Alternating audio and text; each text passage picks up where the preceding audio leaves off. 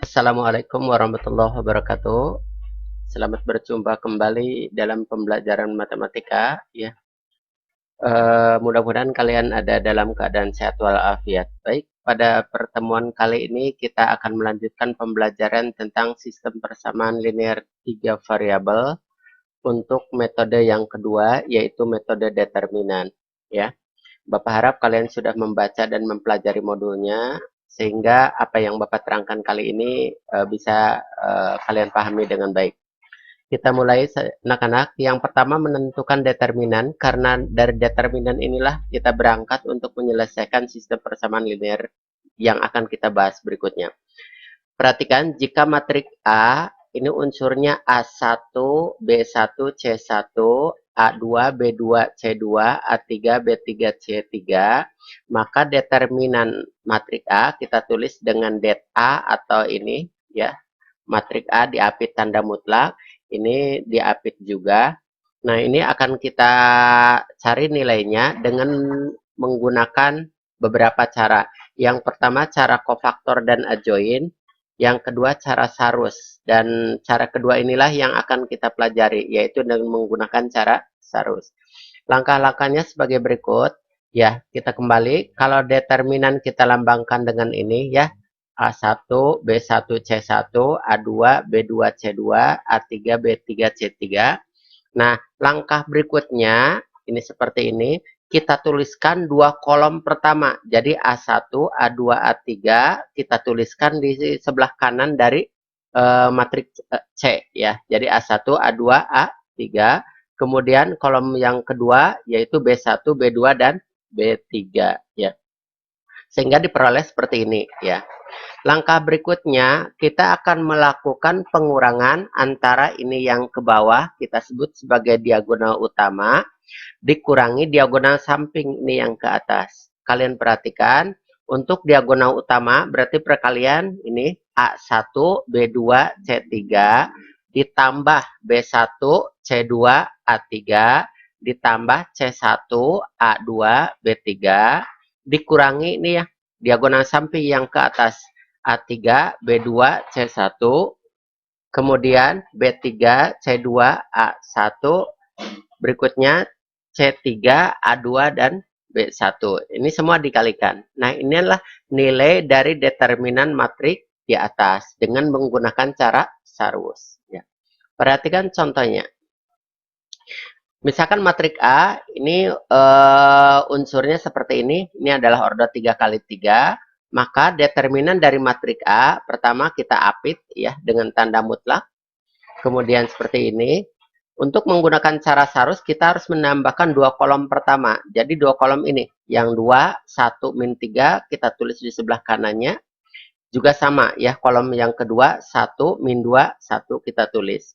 Seperti ini. Ya, kemudian kita lakukan perkalian dari diagonal utama. Yang pertama ini, min 2, 2, min 2 kali 2. Ya, kemudian ditambah 1 kali 4 kali min 3, ditambah min 3 kali 1, ya, 1 yang ini, dikalikan 1.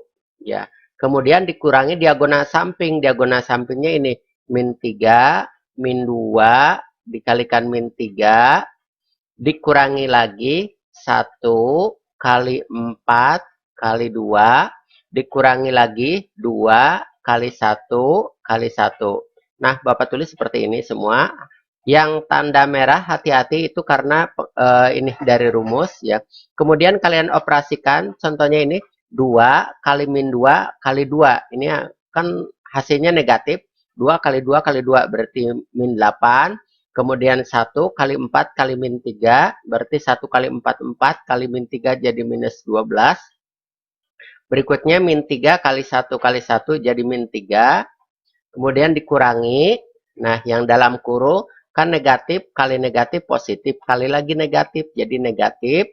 3 kali 2, 6 kali 3, 18. Jadi min 18. Kemudian 1 kali 4 kali 2 jadi 8. Kemudian 2 kali 1 kali 1 jadi 2. Berikutnya kita selesaikan. Ini min 8. Ini positif kali negatif jadi negatif. 12, ini juga sama jadi negatif 3, ini negatif kali negatif jadi positif 18, kemudian ini min 8, kemudian ini min 2.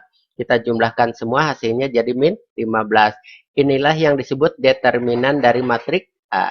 Nah, itu ya. Mudah-mudahan kalian paham cara menentukan determinan. Nah, langkah berikutnya kita akan menggunakan metode determinan tersebut untuk menyelesaikan SPLTV. Dengan cara lain, kita akan mencari nilai X, Y, dan Z dengan menggunakan determinan. Konsepnya seperti ini. Kalau kita memiliki SPLTV ini seperti ini, kalian sudah mempelajari, ini adalah bentuk umumnya ya, gitu. Kemudian kita ubah menjadi ini. Nah, yang A1, B1, C1 ini dari sini. Ini namanya yang ini disebut matriks koefisien. Kemudian X, Y, Z, oh ini harusnya Z, maaf. Ini kita sebut matriks variabel. Dan ini D1, D2, dan D3 kita sebut matriks konstanta. Kemudian kita menentukan determinan dari matriks koefisien. Kita sebut D, ini yang ini. Nah, yang ini diperoleh dari ini. Ya, dari matriks koefisien yang ini.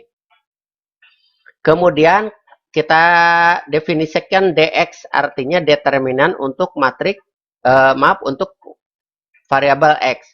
Caranya bagaimana? Ini kan yang bagian X yang ini A1, A2, A3. Nah, satu kolom ini kita ganti dengan matriks D. Ya, kalian perhatikan. Yang asalnya A1, A2, A3 kita ganti dengan D1, D2, D3 ya. Yang lainnya tetap. Demikian juga untuk DY. DY yang ini kan DY bagiannya yang B-nya. Yang bagian B kita ganti dengan bagian D ya, seperti ini.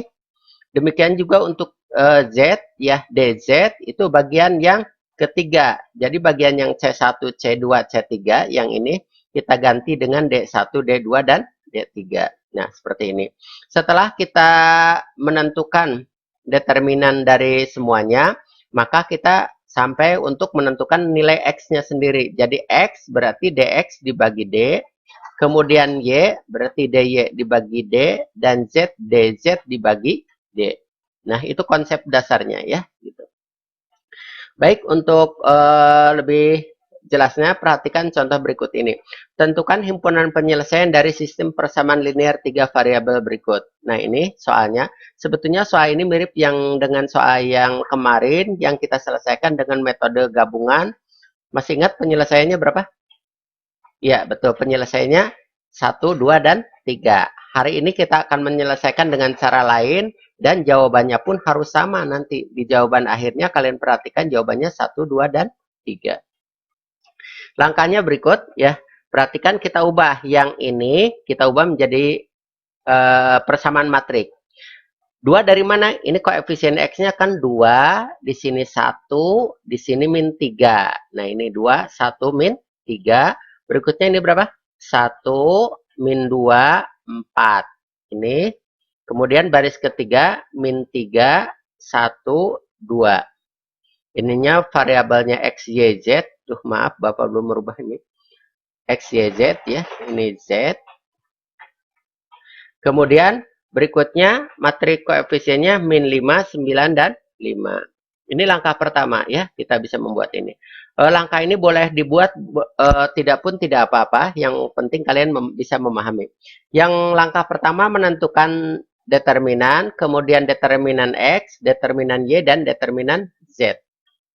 Yang pertama D dulu ya. D kita definisikan ini ya, karena ini diperoleh dari sini. Ya, matriks determinan yang ini. Kemudian karena kita mau menentukan nilainya dengan metode Sarus, maka 2 kolom pertama kita tulis lagi. 2, 1, min 3, ini di sebelah kanannya.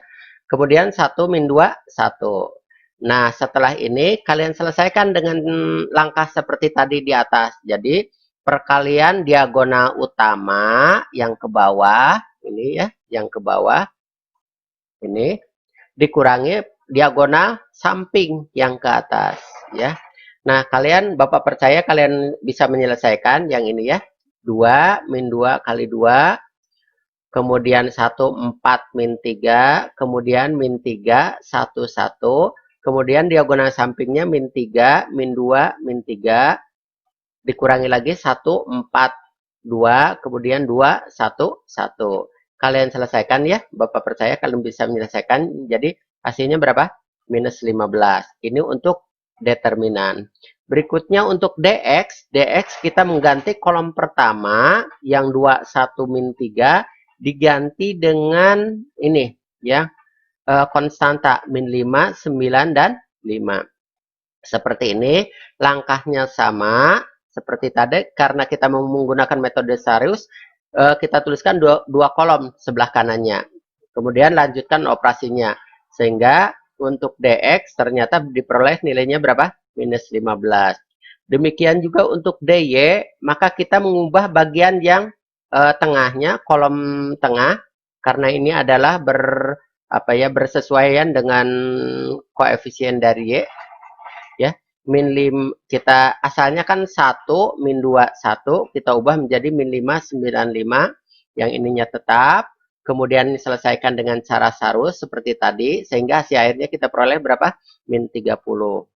Nah, kemudian dz juga sama, karena z itu bersesuaian dengan yang paling kanan ya, maka yang paling kanannya yang ini maksud Bapak. Nah, yang ini kan, nah matriks C1, C2, C3 bersesuaian dengan Z, kita ganti dengan D ya, gitu. Ya, kita lanjutkan.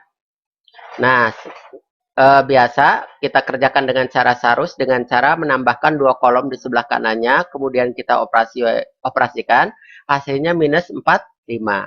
Langkah yang kedua, kita tentukan nilai X, Y, dan Z ya. Dari perhitungan di atas, maka X-nya kan DZ per D.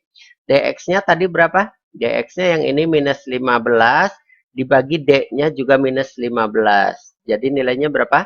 1. Kemudian Y-nya itu DY per D. Kalian ingat, Y tadi berapa nilainya? Minus 30, dibagi berapa? Minus 15, jadi 2. Demikian juga Z itu DZ ya, dibagi dengan D. Jadi jawabannya 3. Jadi himpunan penyelesaiannya adalah 1, 2, 3. Jawaban ini sama persis ya dengan jawaban dengan menggunakan metode yang terdahulu, yaitu gabungan. Baik, ini ada tambahan. Ini Bapak mengingatkan karena dalam latihan itu bentuk soal itu tidak disajikan dalam bentuk baku, maka kita dituntut untuk memanipulasi bentuk aljabar sehingga diperoleh bentuk baku. Nah, Bapak mengingatkan dan sebetulnya ini sudah di video Bapak yang terdahulu, jadi kalian bisa melihat lagi ya sampai diperoleh bentuk umum. Ya. Kemudian untuk pembelajaran kali ini, Bapak memberikan 2 soal latihan persis dengan yang terdahulu. Hanya metodenya yang Bapak inginkan adalah dengan menggunakan metode determinan dan jawabannya ada di sebelah kanan. Jadi tugas kalian adalah membuktikan, bukan membuktikan ya, menentukan himpunan penyelesaian ini sehingga diperoleh jawaban ini ya. Langkahnya dengan menggunakan metode determinan, kalian kerjakan di buku tugas, kemudian difoto dan dikirimkan di Google Classroom ya. Itu saja. Mudah-mudahan kalian bisa ada pencerahan ya. Selamat belajar, selamat berlatih. Mudah-mudahan kalian diberi kelancaran oleh Allah Subhanahu wa taala. Terima kasih. Wassalamualaikum warahmatullahi wabarakatuh.